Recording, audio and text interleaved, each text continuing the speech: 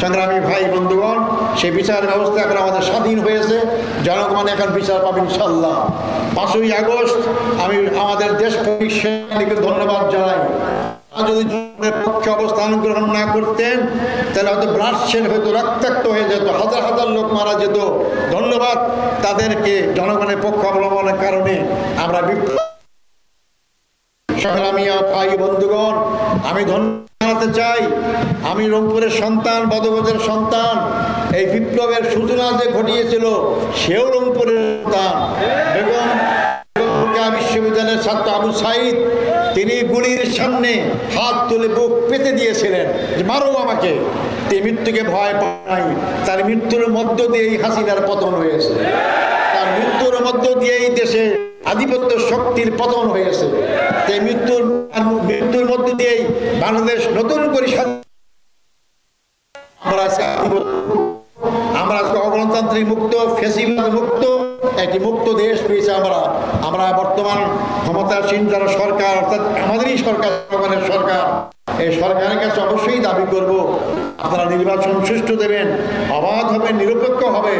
এবং আপনারা ঘোষিত তার পূর্বেই আপনারা যে কথা বলেছেন, আমরা আশা করি দলগুলো মিনিমাম সংস্কার ঐক্যমত্য পোষণ করে নির্ধারিত সময় নির্বাচনের ব্যবস্থা করবে। কারণ 15-16 বছর ভোট দিতে পারে নাই, ভোট বাক্স কিনছে নাই।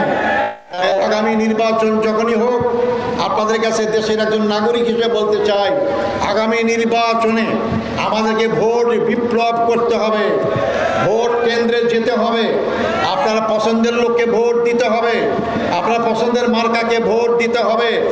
আর ভয়ের কিছু কি নেই।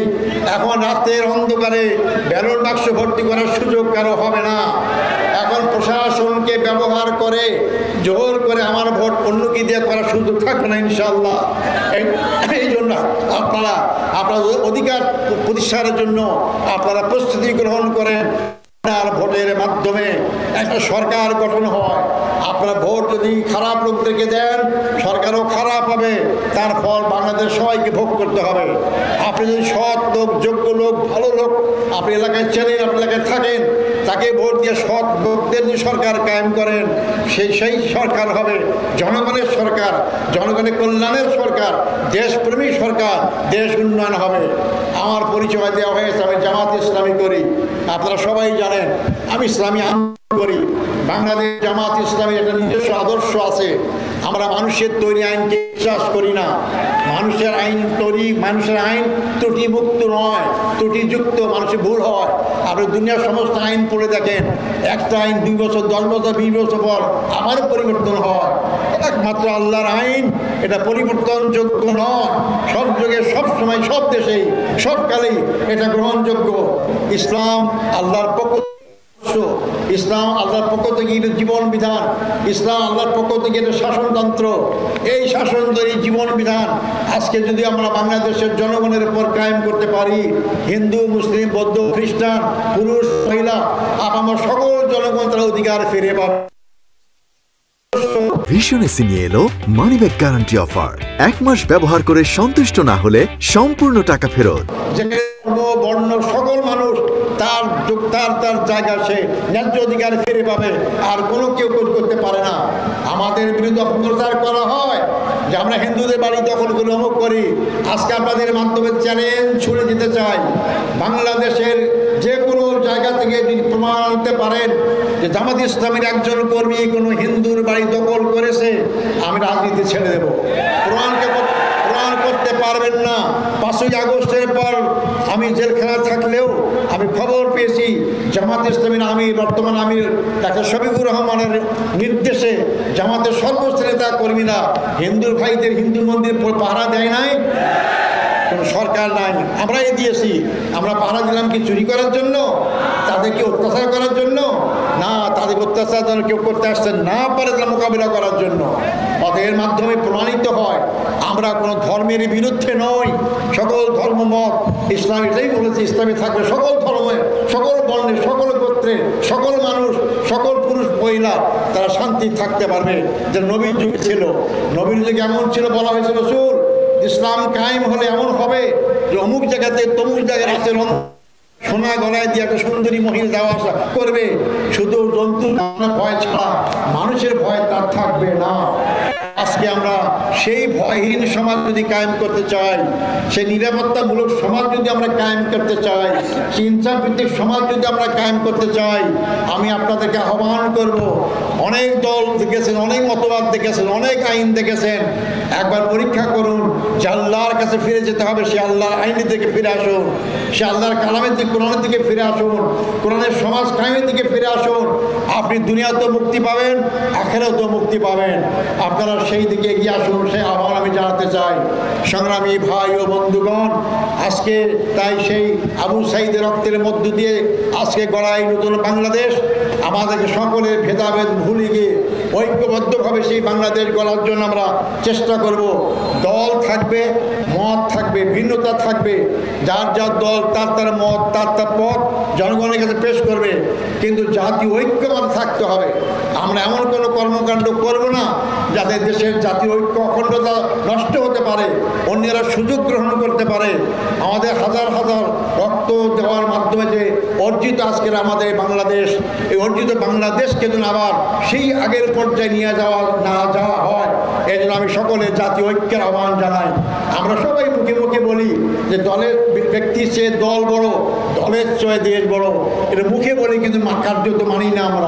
আমাদেরকে এটা কার্যত মানতে হবে। আমরা জামাতে ইসলামী চেষ্টা করি, আমার ব্যক্তির ক্ষতি হলেও আমি দলের ক্ষতি করব না, আমার দলের ক্ষতি হলেও আমি রাষ্ট্রের কোনো ক্ষতি করব না। রাষ্ট্রের প্রয়োজনে আমরা সমস্ত কিছু বিসর্জন দিতে পারি, দলীয় স্বার্থকে বিসর্জন দিতে পারি। কেন, দেশ যদি না থাকে, দেশ যদি ভালো না চলে, কোথায় রাজনীতি করব, কার কাছে রাজনীতি করব, কার কাছে আমি যাব? অর্থাৎ দেশ আমার সবার আগে। তাই আসুন আমরা সমস্ত আমরা যারা রাজনীতি করি, যারা ইসলামেরও কাজ করি, আমরা জাতীয় ঐক্য আমরা সবাই গড়ে তুলব। যার যারা মত কর্মসূচির কাজ করব, কিন্তু জাতীয় ঐক্যের বিঘ্ন করতে পারে, জাতীয় স্বাধীনতার সার্বভৌমত্বের বিঘ্ন করতে পারে, আমার সীমানার সমস্যা হতে পারে, আবার আধিপত্য শক্তির দোসররা আবার নতুন করে ক্ষমতা দল করতে না পারে। এই জন্য আমাদের জাতীয় ঐক্য গড়ে তুলতে হবে। সংগ্রামী ভাই বন্ধুগণ, সেই আহ্বান জানাই। শেষ কথা বলতে চাই, যদি গরমে আপনারা অস্থির হয়ে গেছেন, আসলে আমাদের সময় হয়ে আসছে, আমি কথা দিতে সামনে আসবো ইনশাআল্লাহ, কিন্তু আপনাদের কাছে শেষ কথা বলতে চাই। আপনারা এখানে যারা বদরগঞ্জে পুরাতন, যারা বয়স এখন 26, 27, 30 হয়েছে, তারা আমাকে জানেন। আমি 96-তে নির্বাচন করেছি, 2001 সালে নির্বাচন করেছি, 2009 সালে নির্বাচন করেছি, জিততে পারিনি। আমি জিততে পারিনি কেন? জনগণ ভোট দেয়নি। আমার আফসোস নাই, জনগণ যখন ভোট দেবে তখন আমি জিততে পারবো। কারণ আমাদের দায়িত্ব হচ্ছে জনগণের কাছে যাওয়া। জনগণ যদি পছন্দ না করে, অবশ্যই পছন্দ না করতে পারে, কিন্তু আমি আপনাদের কাছে অনুরোধ করবো। আবার আমি আপনাদের কাছে এই কথা বলতে চাই, এই 3টা নির্বাচনের মাধ্যমে আপনাদের সঙ্গে যত যোগাযোগ হয়েছে, একজন ব্যক্তিও বলতে পারবেন না আমার দ্বারা কোনো দল, ব্যক্তি, ধর্মের লোকরা ক্ষতিগ্রস্ত হয়েছে।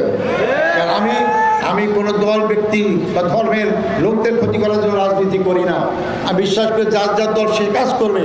আমার কাছে ঢাকায় যারা যান, সে হিন্দু হোক, বৌদ্ধ হোক, যে কোনো দলের হোক না কেন, আমার সাধ্য মধ্যে তাদের পক্ষে কাজ করার চেষ্টা করি।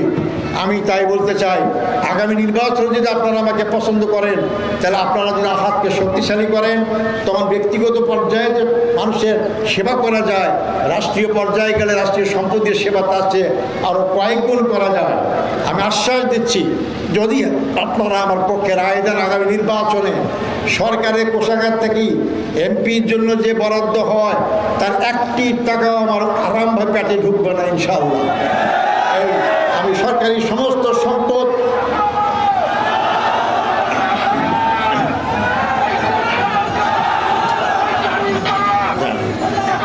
চাই, এই সরকারি সম্পদ জনগণের জন্য।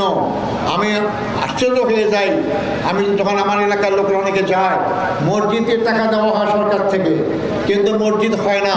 পরে শুনলাম যে ভুয়া মসজিদের প্যাড ছাপিয়ে টাকা নিয়ে ওই নিজেদের পকেটে ভরার চেষ্টা করা হয়।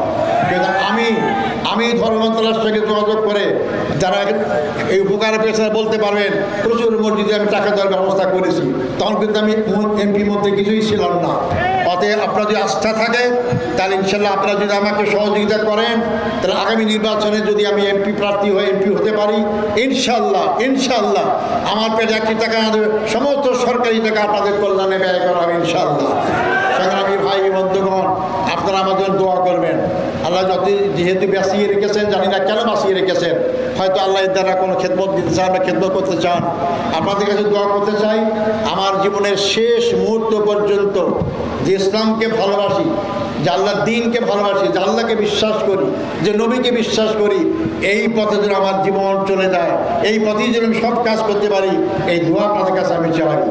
আপনারা যারা আমার জন্য এই কারাগারে থাকা অবস্থায় ব্যক্তিগতভাবে অনেকে নামাজ পড়েছেন, অনেকে রোজা রেখেছেন, অনেকে দান সাদকা করেছেন, আমি তাদের প্রতি কৃতজ্ঞ। তাদের আমি আল্লাহর কাছে তাদের যা দেওয়ার জন্য অনুরোধ করছি, আল্লাহর সাহায্য প্রার্থনা করছি। আপনারা আমাদের দোয়া করবেন, আমি আপনাদের দোয়া করি। আল্লাহ আপনাদেরকে ভালো রাখুক, সুস্থ রাখুক এবং আগামী নির্বাচনে সঠিক লোককে বাছাই করার তৌফিক দান করুক। আসসালামু আলাইকুম ওয়া রাহমাতুল্লাহি ওয়া বারাকাতুহু।